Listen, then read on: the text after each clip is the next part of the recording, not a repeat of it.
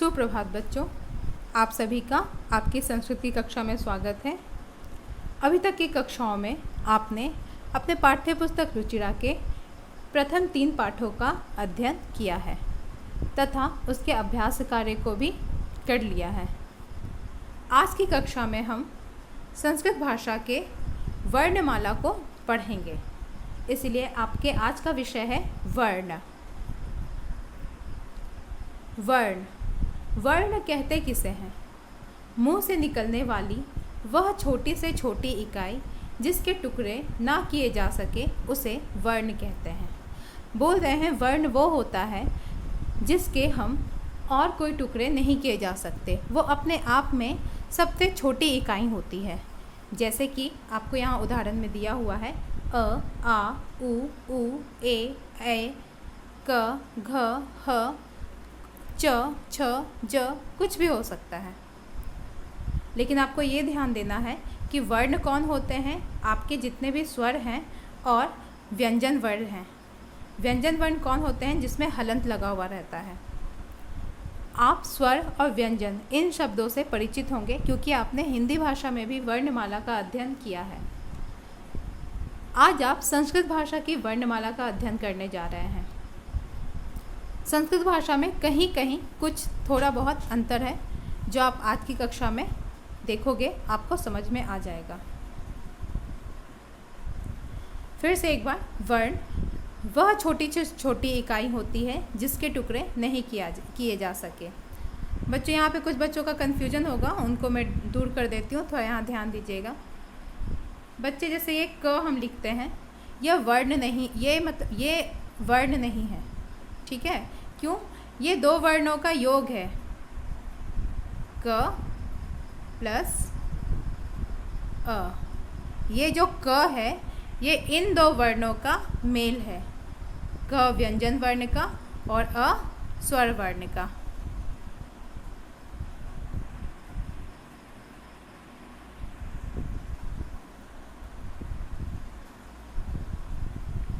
वर्ण संस्कृत भाषा में वर्णों के 3 विभाग किए गए हैं। पहला स्वर वर्ण, दूसरा व्यंजन वर्ण और तीसरा अयोगवाह।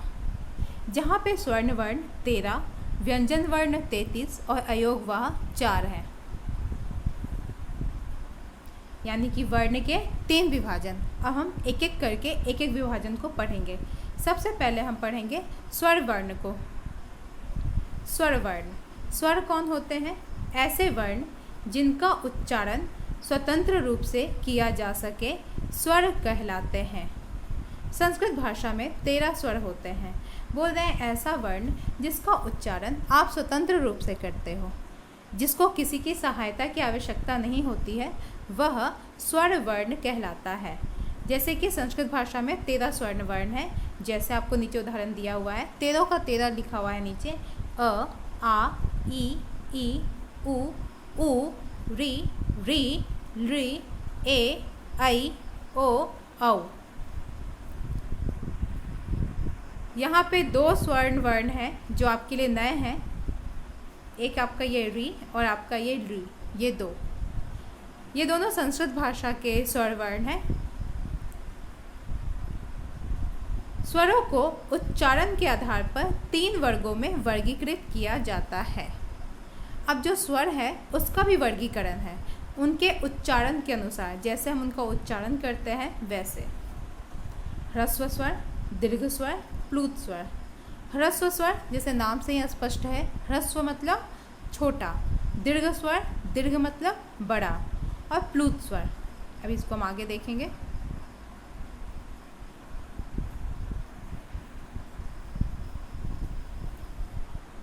ह्रस्व स्वर वह स्वर जिनके उच्चारण में एक मात्रा का समय लगे ह्रस्व स्वर कहलाते हैं। अर्थात जिसके उच्चारण में हमको एक मात्रा का समय लगता है, अ, ई, उ, री।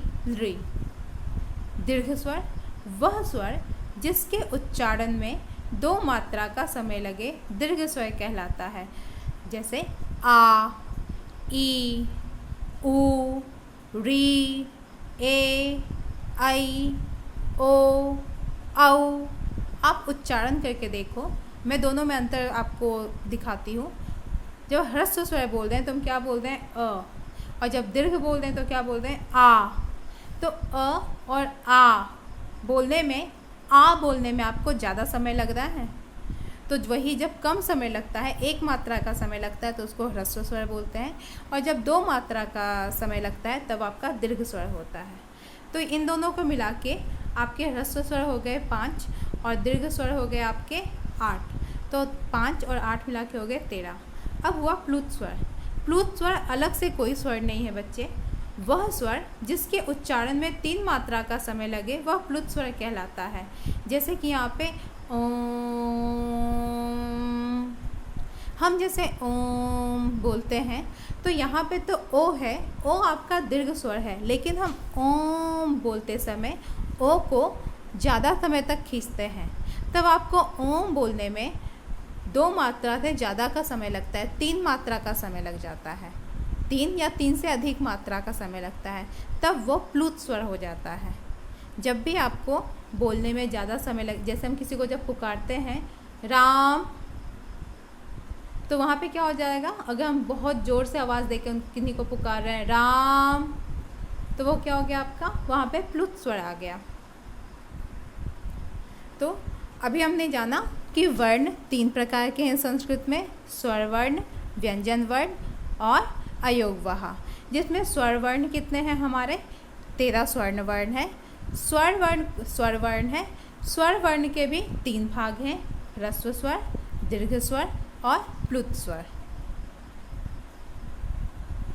यहाँ पे आपको इम्पॉर्टेंट बात यही था कि आपके जो स्वर हैं वो 13 हैं, जिसमें 2 तरह के स्वर, आपका एक बड़ी वाली री और री, ये 2 आपके लिए नए हैं। अच्छा, इन दोनों री में किस प्रकार से अंतर है ये भी मैं आपको दिखा देती हूँ, ताकि आपको लिखने में बाद में कभी पहचानने में दिक्कत ना हो। ये सिंपल री है जो आप पढ़ते हैं हिंदी में भी और संस्कृत में भी।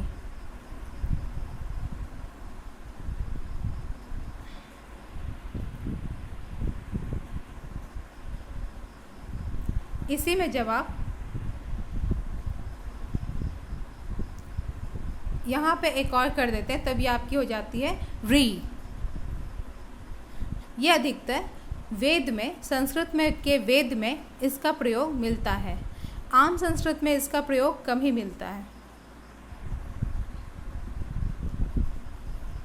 व्यंजन वर्ण वह वर्ण जो स्वरों की सहायता से उच्चारित की जाती है व्यंजन वर्ण कहलाते हैं। संस्कृत भाषा में 33 व्यंजन होते हैं। ये क्या बोल रहे हैं कि व्यंजन वर्ण वो होता है जिसको पूर्णतः उच्चारण करने में स्वर की ज़रूरत होती है। यहाँ पे आप देख रहे हैं जैसे क, ख, ग, घ, अंग, ये आपके व्यंजन हैं। च, छ, ज, झ, इया, ट, ठ, ड, ढ, ण, सब में हलंत लगा हुआ है। और ये हलंत लगने से क्या है, ये अभी आधे हैं। जब इनको पूर्णतः आपको उच्चारण करना है तो इसके साथ आपको स्वर जोड़ना पड़ेगा। जैसे कि क प्लस अ, स्वर जुड़ा आपका ये क में, तब आपका होता है ये क।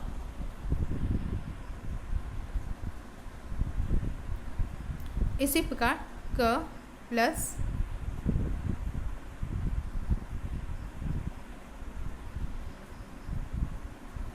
ई, तभी आपका होता है की। तो इसको व्यंजन वर्ण को उच्चारण करने के लिए स्वर की आवश्यकता पड़ती है। आपको भी यहाँ पे बस ये देखना है कि आपके 33 व्यंजन वर्ण हैं, जिसमें कवर्ग, चवर्ग, टवर्ग, तवर्ग और पवर्ग हैं, जिससे आप भली भांति परिचित हैं क्योंकि हिंदी में भी यही होते हैं।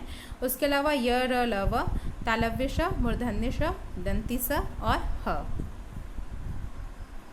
यहाँ पे 33 व्यंजन वर्ण हैं। आपके जो ये वर्ग वाले व्यंजन वर्ण हैं ये आपके 25 हैं, और फिर +4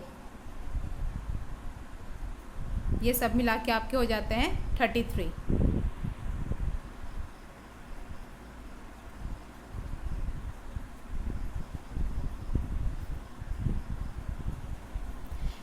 व्यंजन को उच्चारण के आधार पर 3 रूपों में वर्गीकृत किया जाता है।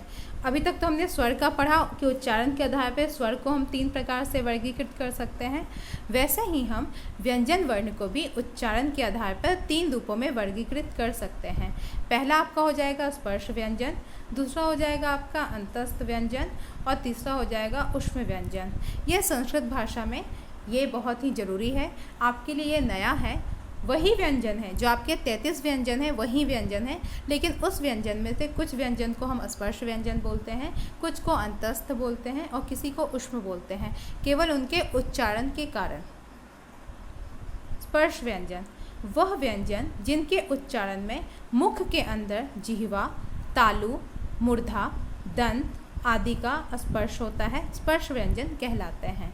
जिस व्यंजन के उच्चारण में आपके मुंह के अंदर जैसे जीवा हो गया, तालु हुआ, मूर्धा हुआ और जो दंत हुए उसका जो उनका स्पर्श होता है। आप बोल के भी देखो, आप जब बोलोगे तो आपको ये मालूम चलेगा। आप जब इस व्यंजन का उच्चारण करोगे, जैसे आपका क, ख, ग, घ, अंग ये हुआ, च, छ, ज, झ, इया, ट, ठ, ड, ढ, ण, त, थ, द, ध, न, प, फ, ब, भ, म।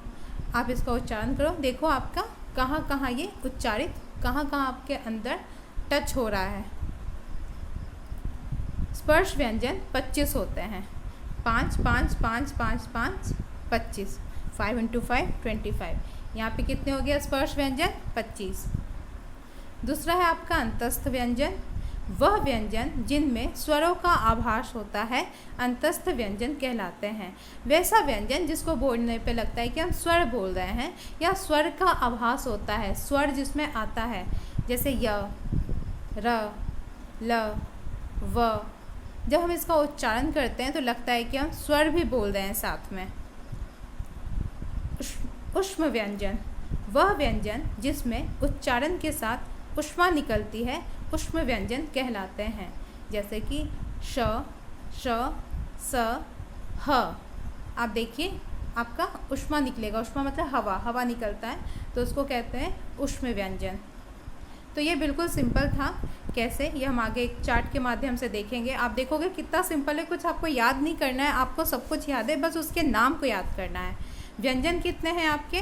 33, जिसमें स्पर्श व्यंजन आपके 25 है, कवर्ग, चवर्ग, टवर्ग, तवर्ग और पवर्ग। और अंतस्थ व्यंजन आपके 4 हैं, उसके बाद जो होता है य, र, ल, व। और ऊष्म व्यंजन उसके बाद के 4 हैं, तालव्य श, मूर्धन्य श, दंती स और ह। तो आपका स्वर भी हो गया और व्यंजन भी हो गया। आगे आपका आता है अयोगवा।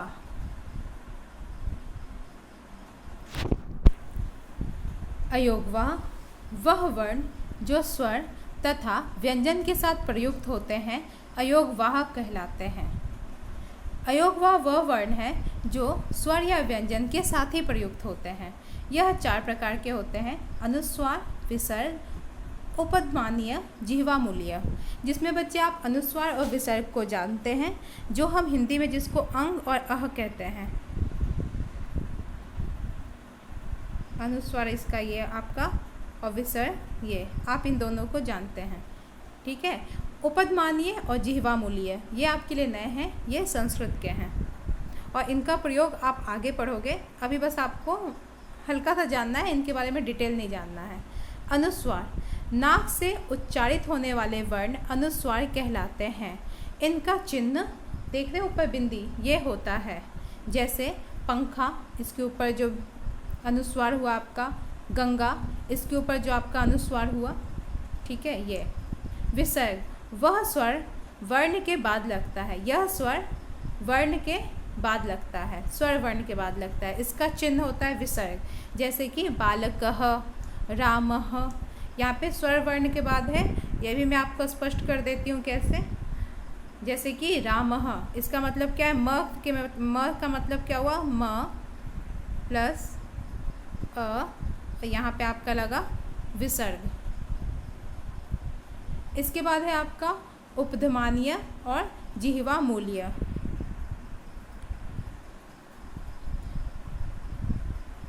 अभी आप बस इसके नाम इनको याद कर लीजिए, उपधमानीय और जिह्वा मूल्य।